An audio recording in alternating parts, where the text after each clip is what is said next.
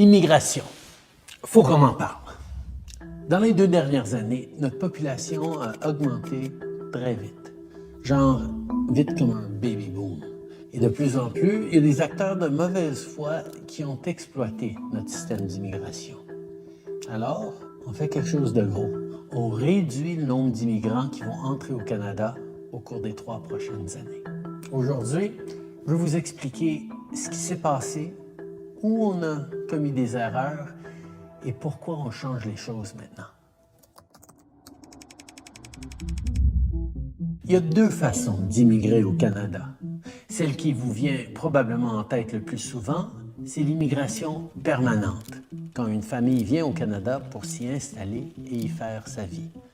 Chaque année, le gouvernement détermine le nombre de résidents permanents qu'il veut accepter. Sauf qu'un plan comme ça, qui couvre seulement l'immigration permanente, ça ne tient pas compte de l'autre façon d'immigrer, l'immigration temporaire. Les résidents temporaires sont des gens qui viennent au Canada pour une durée limitée, comme les étudiants internationaux, les travailleurs temporaires et autres. Ils viennent pour un travail spécifique ou pour étudier. Quand le travail est terminé ou quand ils ont fini leurs études, la plupart retournent chez eux. Certains demandent à rester, mais la plupart retournent chez eux. Les résidents temporaires sont également différents des demandeurs d'asile. Nous évaluons leurs demandes et les acceptons s'il s'agit de véritables réfugiés, mais nous les renvoyons dans leur pays s'ils ne le sont pas. Et nous avons créé de l'espace pour les réfugiés dans notre plan d'immigration. Mais là aussi, on a vu des gens essayer d'abuser le système et on s'y est attaqué en fermant le chemin Roxham. Mais maintenant, revenons à notre plan pour l'immigration. À travers l'histoire, on laissait les besoins de l'économie déterminer le nombre de résidents temporaires qu'on acceptait à chaque année. Ça représente une petite partie de notre population, alors habituellement, on n'en tient pas compte dans notre plan d'immigration annuel à long terme. Mais après la pandémie, notre économie a rebondi très rapidement, alors on a eu besoin de beaucoup de travailleurs très vite. Consacré aux vraies raisons de la pénurie de main-d'œuvre. La proportion de travailleurs étrangers temporaires dans notre main-d'œuvre est devenue tellement importante que ce serait une erreur de ne pas en tenir compte dans notre planification. Alors, cette année, c'est ce que nous avons fait pour la première fois. On a un plan qui prévoit des cibles pour les résidents permanents et pour les résidents temporaires. Comme ça, on a le portrait complet des gens qui viennent au pays et on peut s'assurer d'avoir les logements et les infrastructures nécessaires pour les accueillir. Quand on fixe nos cibles, on regarde chaque province et territoire, on demande au premier ministre « C'est quoi vos besoins en matière de main-d'œuvre? Est-ce que votre population augmente ou vieillit? » On reçoit des appels d'entreprises, de PDG, d'experts de l'économie qui nous donnent leur point de vue sur où on devrait mettre nos cibles. We've had a chronic shortage of labor for the last decade. It is the number one issue of all manufacturers across Canada. So we think there needs to be more, push the pedal to the floor to bring more people into Canada because. On a fait une entente avec l'Ottawa sur le programme des travailleurs étrangers temporaires parce qu'on a facilité l'accès aux travailleurs étrangers temporaires dans le secteur manufacturier. Chaque secteur veut des choses différentes. Mais après la pandémie, ils avaient tous le même message. Après 2 ans avec les frontières fermées, il nous faut plus de travailleurs, vite.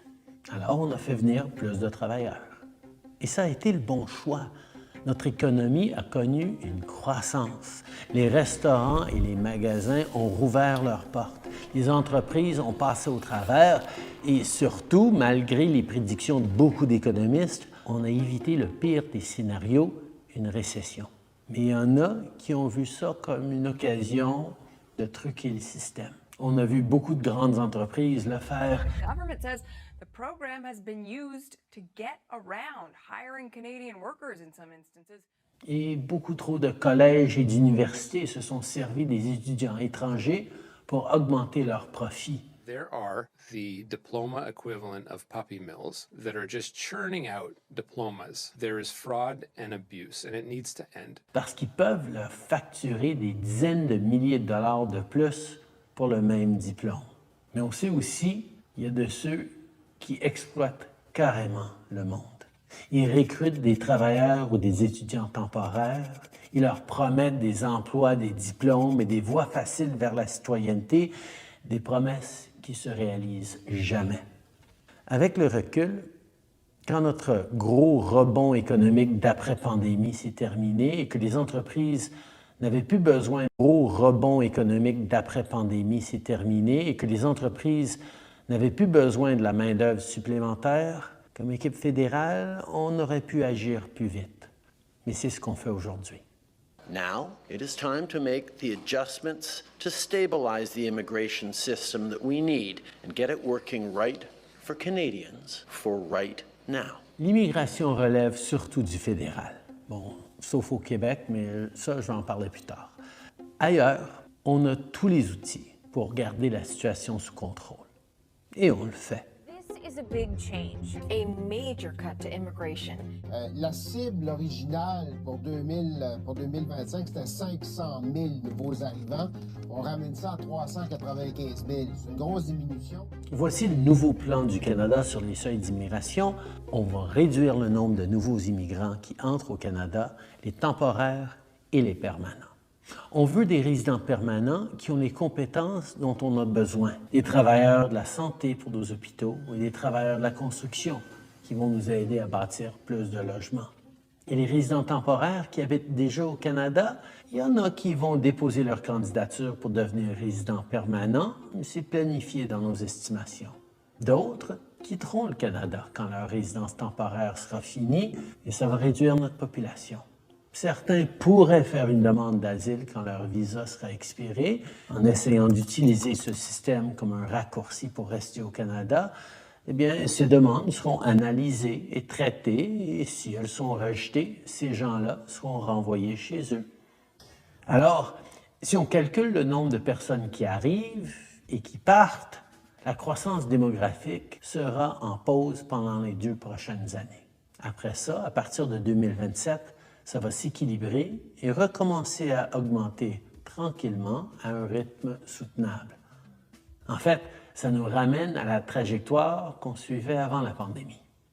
Cette pause va donner une chance à notre économie et nos communautés de rattraper la population, avec des choses comme notre plan pour construire des millions de logements de plus.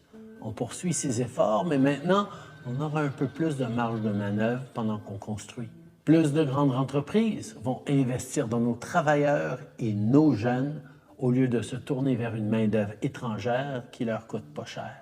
Le plafond qu'on a établi pour les étudiants internationaux permet déjà de réduire le prix des loyers dans nos grandes villes et ils vont continuer de baisser tant que le plafond reste en place. On s'arrange pour que le système fonctionne pour les Canadiens et pour les nouveaux arrivants, plutôt que pour les grands magasins, les chaînes de restaurants, les consultants en immigration et les faux collèges et universités qui exploitent. Bon, maintenant, parlons du Québec. Je ne sais pas si vous le savez, mais le gouvernement du Québec a beaucoup de contrôle sur son immigration. Le Québec a ses propres cibles d'immigration permanente et sélectionne la majorité de ses immigrants temporaires.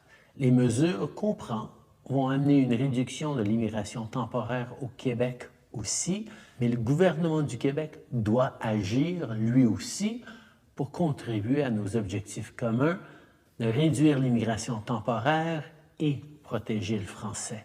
D'ailleurs, avec notre plan, on contribue aussi à la vitalité du français à travers le Canada en augmentant nos cibles d'immigration francophone hors Québec.